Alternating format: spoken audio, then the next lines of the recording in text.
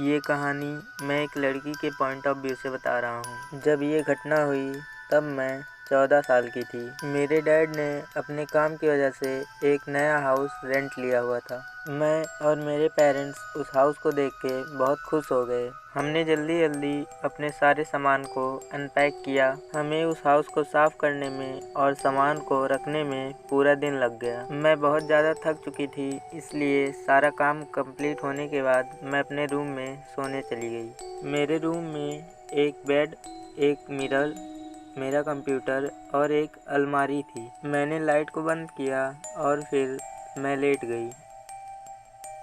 आधी रात को मैंने कुछ आवाज़ें सुनी जो कि मेरी अलमारी से आ रही थी, जो थोड़ी सी खुली हुई थी। मैं अपने बेड से उठी नहीं। मैंने धीरे से अपनी एक आंख खोली और फिर जो मैंने देखा उससे मेरे रोंगटे खड़े हो गए। एक आंख उस खुली अलमारी से मेरी तरफ घूर रही थी।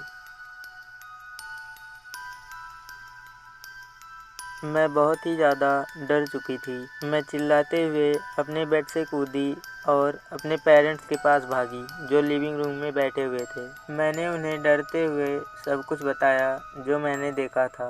मेरे डैड उस अलमारी को चेक करने के लिए मेरे रूम में गए। उन्होंने जब उस अलमारी को चेक किया तो उसमें कपड़ों के अलावा और कुछ भी नहीं था। फिर उन्होंने बताया कि शायद वह मेरा कोई बुरा सपना था और फिर मुझे मेरे कमरे में ले गए। मेरी हार्ट बीट फिर से नॉर्मल हो गई और फिर मुझे गुड नाइट कहकर अपने रूम में चले गए। जाने से पहले मेरी मॉम ने मुझे बताया कि वो दरवाज़ा थोड़ा सा खुला छोड़ के जाएंगी, जिससे मुझे डर ना लगे। लेकिन उसके बाद मैंने अपनी आंखें बंद नहीं की, क्योंकि मुझे ऐसा करने से डर लग रहा था। क्या वह मेरी इमेजिनेशन थी? डैड ने अलमारी चेक की थी और मुझे पता है उसमें कुछ भी नहीं है, लेकिन फिर भी मुझे डर लग रहा था। इसलिए मैंने अपने फ़ोन के कैमरे को उस अलमारी की तरफ करके रिकॉर्डिंग ऑन कर दी। सुबह जब मैं उठी तो मैंने देखा कि मेरा कैमरा अभी भी ऑन है। मैंने उसकी रिकॉर्डिंग बंद की और उसके बाद मैं शावर लेने चली गई। शावर लेने के बाद मैंने अपने दांत को साफ़ किया। उसके बाद मैं नीचे अपने पेरेंट्स के साथ ब्रेकफास्ट खाने चली गई। ब्रेकफास्ट खाने के बाद हम लिविंग रूम में चले आए।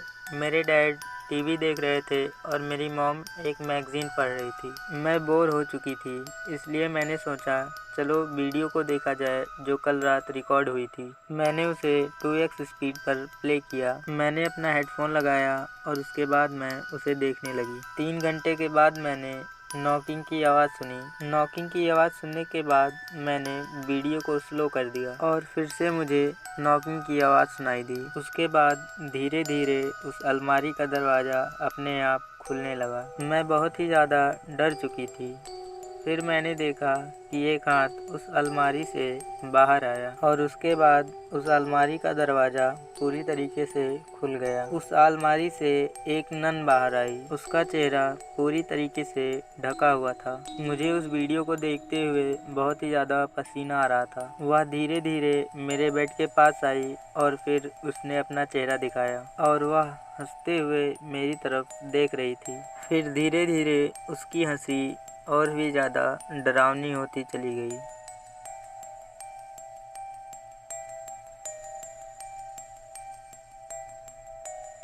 फिर धीरे धीरे उसका चेहरा किसी राक्षस की तरह बदल गया और उसकी पूरी स्किन बर्फ की तरह सफ़ेद हो गई।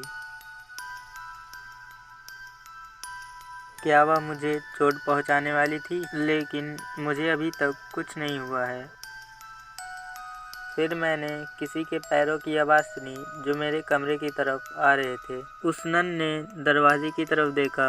उसके बाद वह उस अलमारी के अंदर चली गई और उसका दरवाज़ा बंद कर लिया। शायद मेरे डैड मुझे चेक करने के लिए आए थे, जिसने मेरी जान बचा ली। जब मैंने वो वीडियो अपने पेरेंट्स को दिखाया तो वो भी बहुत ज़्यादा डर गए। उसी दिन हम उस घर से निकल गए और उस ओनर के पास गए। वह बिलीव ही नहीं कर रहा था। वीडियो देखने के बाद भी वो सोच रहा था कि शायद हम उसके साथ कोई प्रैंक कर रहे हैं। उस इंसिडेंट को हुए 1 साल बीत चुके हैं, लेकिन आज भी मुझे रात को सही से नींद नहीं आती।